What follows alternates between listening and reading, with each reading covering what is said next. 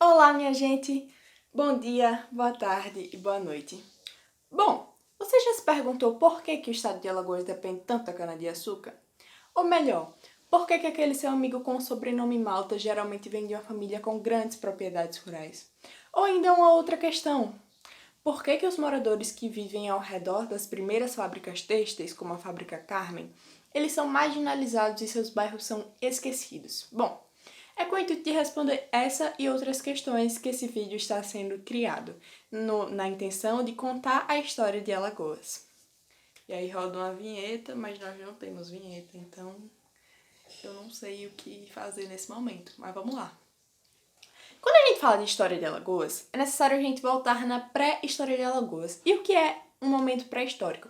É um momento onde ainda não se tem registros escritos. Isso não quer dizer que não se tem registros históricos, pois a história de um povo ela é contada de diferentes modos. Inclusive, aqui em Alagoas, a gente tem diversos registros como pinturas rupestres, sobretudo em Murici, município próximo à capital, onde foram encontradas pinturas rupestres representando serpentes e rituais antropofágicos.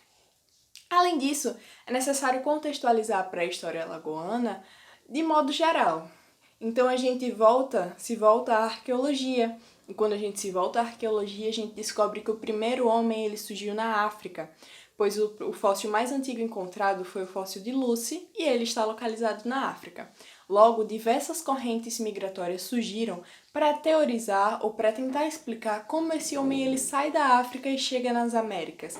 E aí, uma teoria migratória ela não desfaz a outra, porque em diferentes momentos diversas correntes migratórias podem ter ocorrido.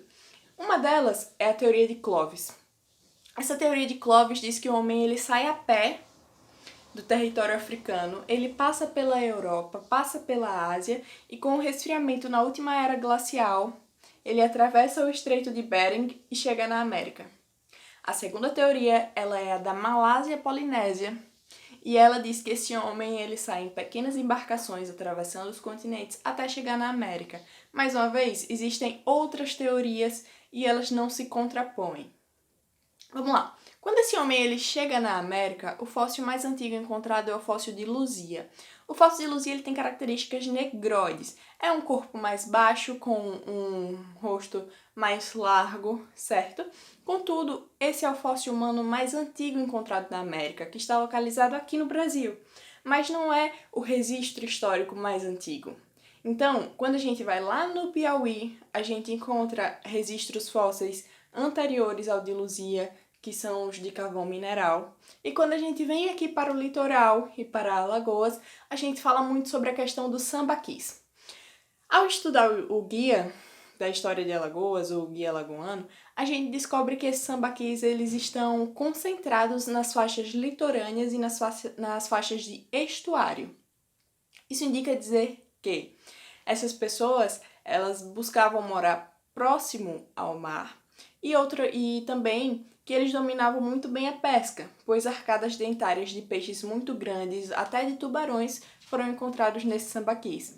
Então, existem registros de sambaquis no Porto do Francês, no Porto do Cal, no Chã, em Pilar, diversos sambaquis. Mas, Débora, o que é que são sambaquis? Sambaquis, segundo a língua tupi, são um amontoado de conchas, e eles são feitos por homens.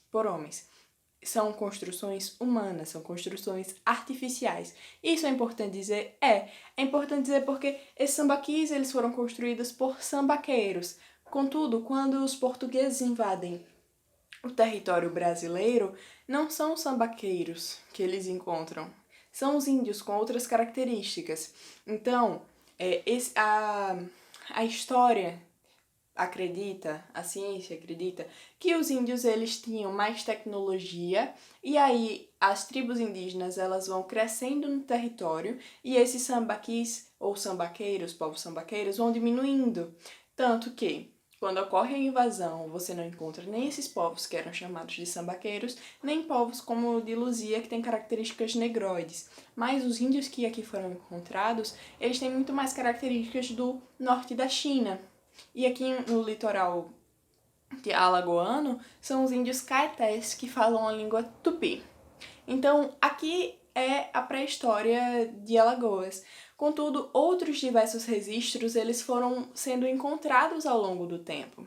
Então a gente tem em 1873 uma grande pesquisa no sítio Taquara, em Anadia, onde são descobertas igaçabas, e essas igaçabas elas funcionavam como um cemitério. E essas igaçabas elas são um barro que cobre esses corpos, certo? Outra coisa é um relato que tem mais adiante dos trabalhadores da Rua do Comércio, que eles dizem também ter encontrado cemitérios. Então, diversos estudos foram feitos em diversos pontos de Alagoas, onde se tem registros pré-históricos. Vamos para o outro momento do vídeo agora.